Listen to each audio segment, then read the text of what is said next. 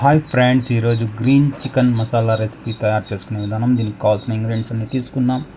ఒక మిక్సీ జార్లోకి మిరియాలు, అల్లం వెల్లుల్లి పేస్ట్, చెక్క, లవంగాలు, కొత్తిమీర విత్ గ్రీన్ చిల్లీస్తో ఇలా గ్రైండ్ చేసుకొని గ్రీన్ మసాలా రెడీ చేసుకోవాలండి.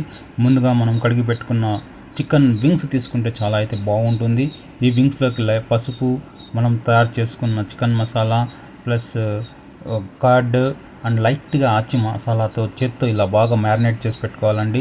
ఒక స్టవ్ మీద కుక్కర్ పెట్టుకొని ఆనియన్స్, గ్రీన్ మసాలాని బాగా కలుపుకొని ఇందులోకి టమాటా పేస్ట్ వేసి బాగా ఉడకనివ్వాలండి. ఇలా కలుపుకోవాలి బాగా నీట్గా.